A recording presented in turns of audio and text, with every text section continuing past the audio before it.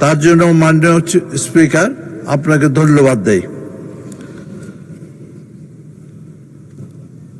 আমি স্মরণ করি বিশেষ করে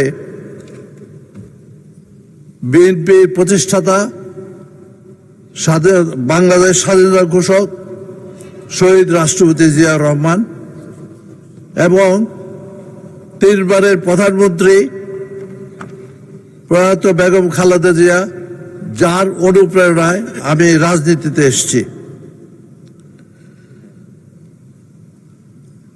এবং কৃতজ্ঞতা প্রকাশ করছি আমাদের বিএনপির চেয়ারম্যান জনাব তারেক রহমান, যিনি আমার উপর আস্থা রেখেছেন। দীর্ঘ 17 বছর ফ্যাসিবাদী সরকারের জন্য আমরা ভোট দিতে পারি নাই। তাছাড়া বাক স্বাধীনতা, অর্থনৈতিকভাবে বঞ্চিত এবং ফ্যাসিবাদী সরকারের জন্য আমাদের দেশ অনেক পিছিয়ে গেছে। আজকে আমরা অত্যন্ত ভাগ্যবান এই জন্য বলছি যে জনগণ দুঃশাসন পছন্দ করে না।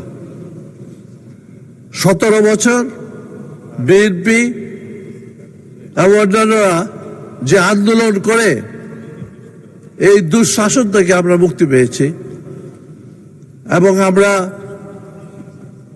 দেখি যে বিএনপির 31 দফা এবং নির্বাচনের ইশতেহারের মাধ্যমে জনগণের উন্নয়নের জন্য কাজ করে যাচ্ছে।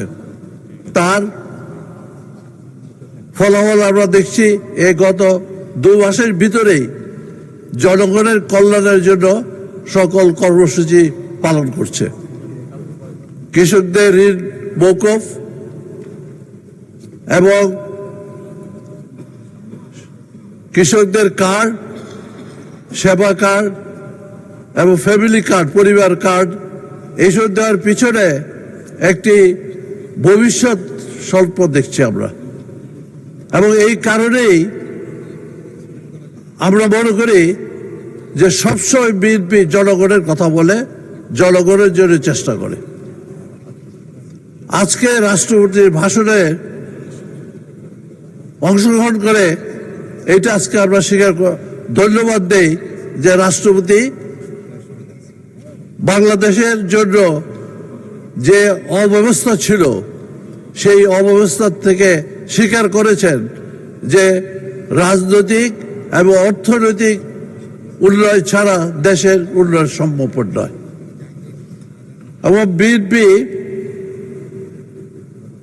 ক্ষমতা এসেই চেষ্টা করছে কিভাবে গণতন্ত্রের উত্তরণ করা যায় এবং গণতন্ত্রের উত্তরণের জন্যই বিএনপির। ধন্যবাদ মাননীয় সদস্য। আপনি কি বক্তব্যটা শেষ করতে গেলে আর ঠিক আছে, আর 1 মিনিট দেওয়া হলো আপনাকে। ধন্যবাদ। 1 মিনিট। আমি সময় মতো শেষ করছি। আমি 2-4 কথা আমার এলাকার না বললে চলে না।